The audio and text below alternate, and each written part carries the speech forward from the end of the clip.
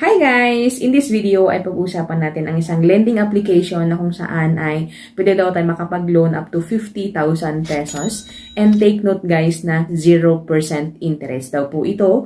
And isang ID lang ang ating gagamitin ay pwede na tayong ma-withdraw ang ating loan within 5 minutes. Kung interesado ka sa video ito ay keep on watching, mag-subscribe and mag-like na rin kasi gumagawa ako or nag-upload ako ng video every Wednesday, Friday, and Sunday.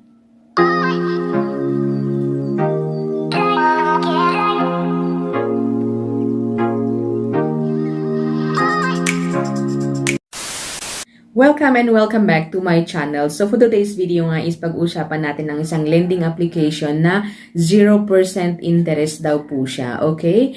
So before we go on, I disclaimer mga kaibigan na hindi po ako paid. Wala po akong connection sa mga OLA. I'm just reviewing and I'm just sharing my experience sa mga OLAs guys. Alright? So, ang pag-uusapan natin na lending application ay si Cashbee. So, of course, si Cashbee ay nadadownload siya sa Google Play Store. Pero wag muna kayo mag-download guys. Panoorin nyo muna ang video ito kasi magkakaroon kayo ng idea kung legit ba sila or hindi ba sila or 0% ba talaga yung kanilang application. Okay? So, let's go on. Okay? So, sa kanilang application sa Google Play Store, makikita dito yung mga ino-offer. So, yung pa-welcome nila. So, designed by Filipinos to serve Filipinos. So, sabi dito, up to 20,000 pesos daw ang ma-loan. And safe and secure, reliable in all situation. Kung pwede daw nating mag-loan sa kanila in every situation, kung may mga emergency daw po tayo. And then, with one valid ID, ay pwede na tayo makapag-loan sa kanila. And approve within 5 minutes. So, yun po ang kanilang application, guys. So, pasukin na natin ang kanilang application. So, let's go. So, ilalagay natin ang ating active phone number kasi magsisend sila ng OTP. Okay? So, pag na-enter na natin ng OTP ay magsiset po tayo ng personal PIN code. So, mag-ask sila ng PIN code. Siyempre, magre-register tayo para yun po ang gagamitin natin once na i-open natin ang kanilang application. So, pagkatapos natin na set yung ating PIN code ay ito na ang bubulaga sa atin guys. Yung 50,000 pesos na loan credit daw. Sabi dito, maximum credit is 50,000 pesos and term daw nito is 90 days, okay? So, syempre, pag first time na mag-loan ay wag po tayo mag-expect na malaki agad ang kanilang ibibigay. So, titingnan natin kung magkano ang kanilang ibibigay, okay? Since first time user po tayo, okay? So, syempre, tap yung apply loan, okay? So, sa may apply loan is makikita natin dito yung parang dashboard nila. Ayan. So, loan amount is, yung pinakababa is 2,000 pesos. Pinakamataas naman is 50,000 pesos. And sa loan term is 61 days daw. So, tingnan nga natin kung yung 2,000 is payable within 61 days. So, syempre, top loan. Ayan. Top loan. And then, sa next is yung profile. No? So, mag-ask sila ng 4 na information. So, first is yung identification, personal information, contact information, and work information. So, sa identification is agad-agad yung ating ID. Okay? So, mag-ask sila ng ID, yung name natin doon, and then, pero dito automatic na nakalagay na pag pinicturean po natin ng ating ID is automatic na mag-a-appear yung mga information po natin. So, parang na-scan na siya. Okay? So, ito guys, yung mga kailangan nilang ID sa Cashbee. Okay? So, lalagay ko na lang yung mga screenshot dyan. Ayan. Or dito. Depende po guys.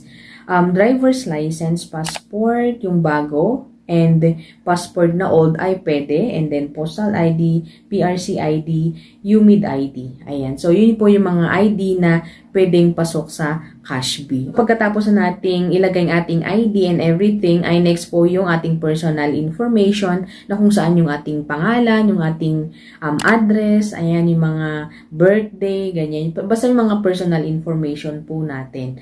Okay? And then, yung bahay natin kung nagre-rent ba tayo or hindi. So, next thing is yung contact. Sa Cashbee guys ay 3 po ang kailangan nila as contact reference. Okay? So, be sure guys na yun yung mga kilala po tayo and alam nila na ginamit po natin yung pangalan nila and number nila as contact information. Okay, so after natin na ilagay ang ating contact information, of course, next po natin, ayan, pag next na natin is ating work naman. So, i-ask nila yung ating work, kung gaano ba tagal sa ating work, kung magkano yung ating nasasahod sa ating work. Okay, so sa akin naman is, nilagay ko na lang dito is unemployed, ayan. And mag-a-ask po sila ng photo ng, kunyari ng billing natin, ng kuryente or yung tubig natin as proof of billing, okay? Ako, in-upload ko na lang yung bill ng aming kuryente. And then, pagkatapos natin i-upload yun, guys, is click na natin ang next. So, sa next, guys, is ang ating select withdrawal channel agad-agad, okay? So, sa kanila, guys, is ang kailangan dito is bank, GCash, mLuwilier, Click sa mga 7-Eleven, and then RD Pawn Shop, okay? So, sa bank and GCash ay 0 po yung kanilang transfer fee. But sa mLuwilier at saka Click and then RD ay may mga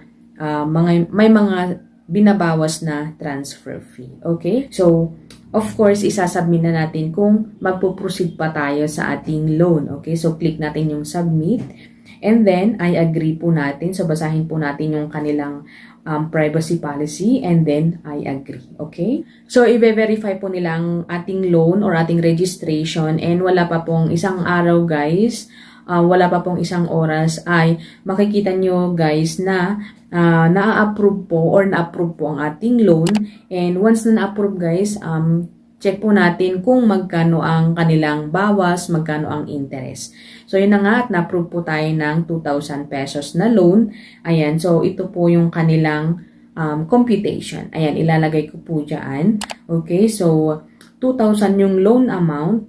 But then, yung nakakatakot dito, guys, is yung total ng kanilang service fee, which is 700. So, kahit 0% interest po sila ay may medyo malaki-laking binabawas yung 700. So, magiging 1,300 pesos yung kanilang ibibigay, guys, or yung ating mare-receive. Yung 61 days na nakalagay dun sa pinakaumpisa na steps sa paglo-loan sa kanila, sa pag-register sa kanila, is yung loan po daw pala natin is babayaran natin ng 10 days, guys. O, diba? So, 10 days po natin babayaran yung loan sa kanila.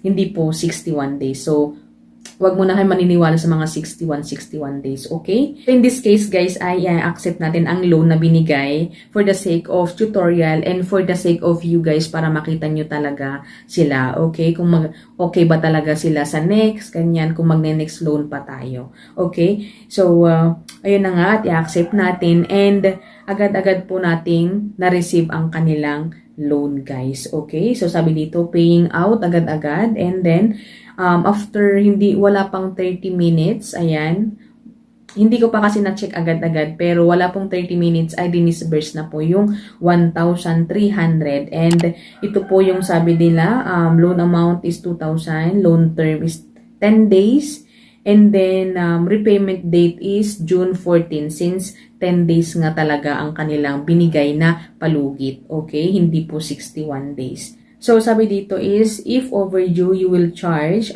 daily overdue of 60 pesos and penalty of 40 pesos equal 100 pesos daily kung hindi po tayo magbabayad sa due date. Okay? So, pwede tayo magbayad sa kanila sa Skypay, ayan, through GCash. So, that's it my video for today and that's it my review kay Cashbee, guys, na 10 days po pala ang kanilang binibigay na palugit sa atin and lowest na binibigay is 2,000 pesos. Okay, so I hope na may nalaman po kayo kahit papano kay Cashbee and I hope na nagka-idea po kayo kung magtutuloy po kayong mag-loan sa kanila or hindi. And by this time of filming, guys, about kay Cashbee, ay registered po sila sa SEC or sa Security and Exchange Commission. Ayan po yung kanilang registered number. But then, sinasabi ko po sa inyo na hindi po lahat ng registered kay SEC ay maganda po sila and okay po sila. Thank you for watching, guys, and if you want to know more about loan reviews, may link po dyan sa may taas. Pwede nyo pong i-click and magdadirect kayo sa mga loan and reviews ko. And kung meron din po kayong experience about kay Cashbee, ay please comment down below. Thank you for watching guys, and I hope to see you on my next one. Bye!